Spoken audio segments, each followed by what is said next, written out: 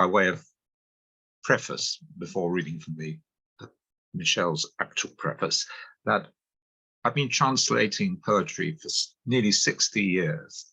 And in the last few years, I've essentially wanted to revise and collect the translations of I made of poets throughout my life. And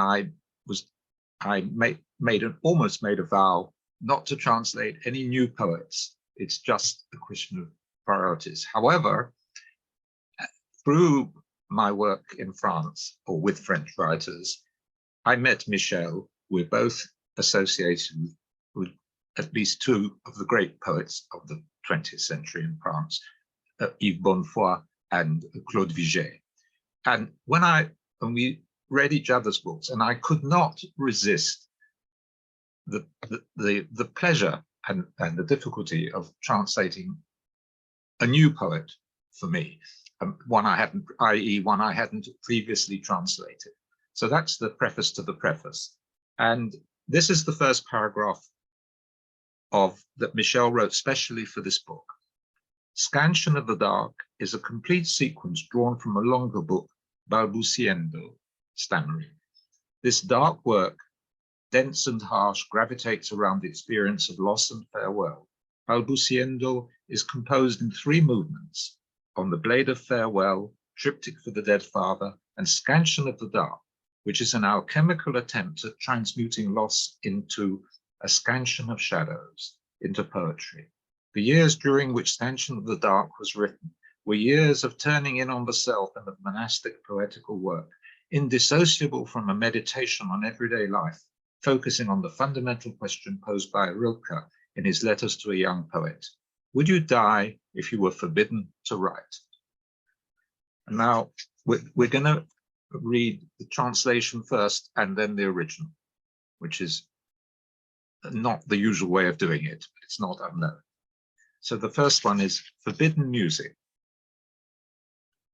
I have hibernated a long time in my ear, but one evening came a cry and I no longer believed in music. Trances twisted me into sonorous dead orgasms, darts in the darkness of my skull, only tears slammered out suns and stars.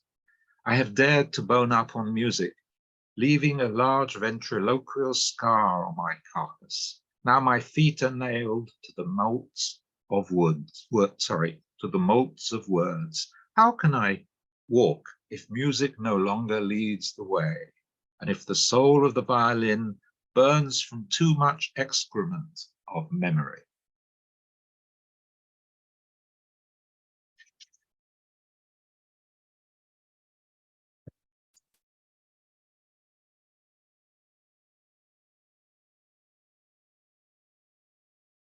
Can't hear you. I can't hear Michèle. Michèle, you should have a thing. There you go. You're unmuted now. You can hear me? Now, start again, Michèle. Merci, excusez-moi. Merci. Musique interdite. J'ai longtemps hiberné dans mon oreille, mais vint un soir de cris où je n'ai plus cru à la musique. Des transes me tordaient, d'orgasmes sonores morts, d'art dans la nuit du crâne, seules les larmes balbutiées de soleil et d'étoiles. J'ai osé désosser la musique. Elle a laissé une large cicatrice ventriloque sur ma carcasse couturée. Maintenant mes pieds sont cloués au mu des mots. Comment marcher si la musique ne me précède plus et si l'âme du violon crame de trop d'excréments de mémoire? First, sketches of death struggle on sheets cracked by insomnia, fire in the skull's murderesses, face screwed to the wall of sorrow, the fingerprint of your soul rests forever on my eyelids. I stagger from an overdose of souvenance. Bare feet give alms. Memories tremble at the vagina's commissure. The sun always sets alone. It vomits dead mouths. The sweet white belly of the magpie assuages. The body crumbles. I have eaten my souvenance. Poem, gift which offers assistance, but leaves behind thirst and burning. Soif, croquis d'agonie sur les draps crevassés par l'insomnie, feu dans les meurtrières du crâne, visage vissé au mur de la douleur, l'empreinte digitale de ton âme est posée à jamais sur mes paupières. Je chancelle de trop de mémoire. Les pieds nus font l'aumône, les souvenirs tremblent à la commissure du vagin. Le soleil se couche toujours seul. Il vomit des bouches mortes. Le doux ventre blanc de la pie apaise. Le corps s'éboule.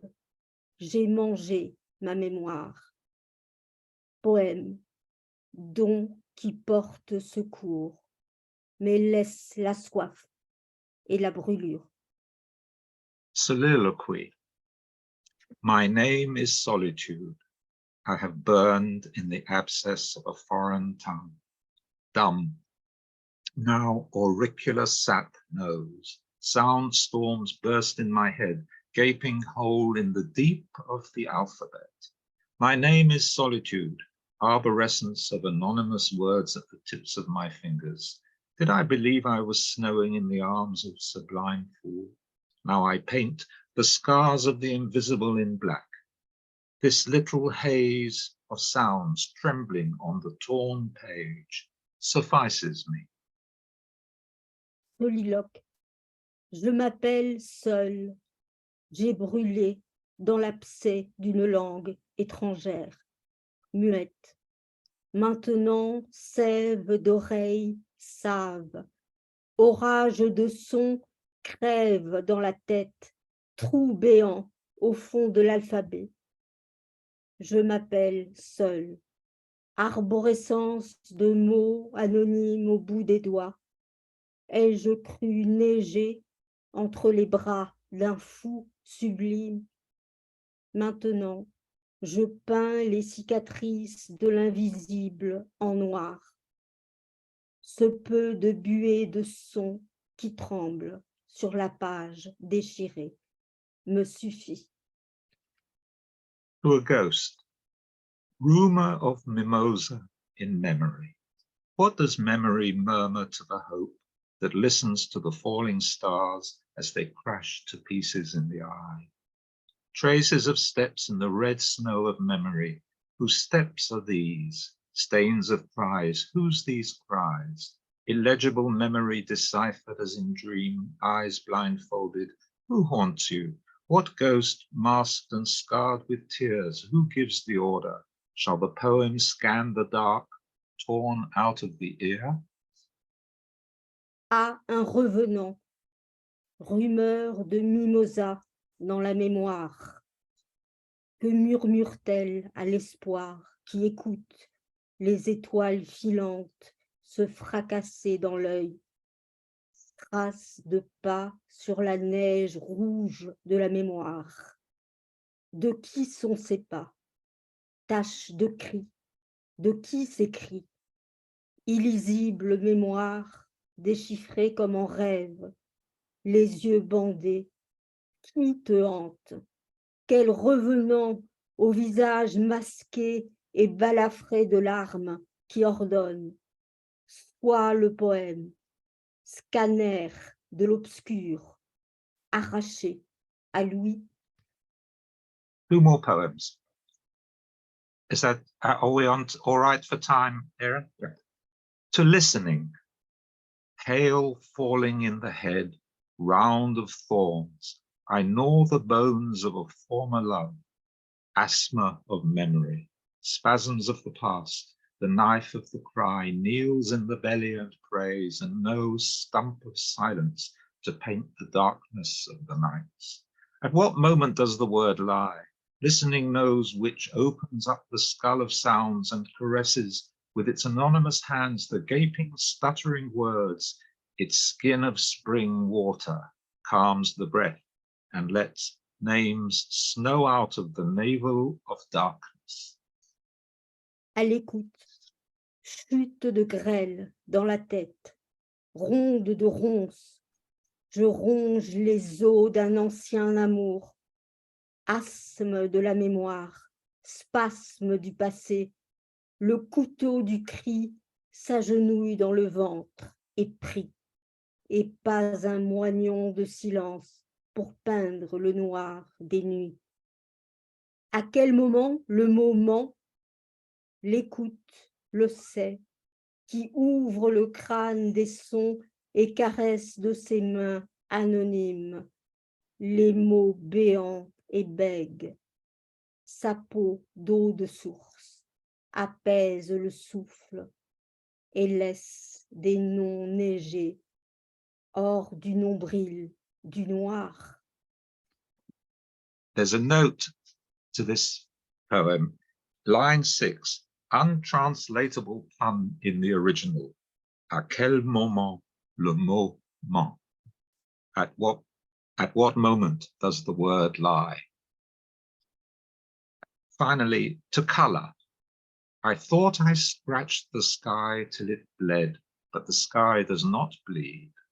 When will the Prince of Colour come and illuminate our bodies with his many-coloured saliva? When will he paint his silent frescoes upon us? Alone arrives a beggar of words laden with night. We both kneel on the edge of the bone, inconsolable, weeping the implosion of colour. The dark is the only truth of the mouth. This evening, a spot of blue took pity on me and rose up on my forehead like a star. À la couleur, j'ai cru griffer le ciel jusqu'au sang, mais le ciel ne saigne pas.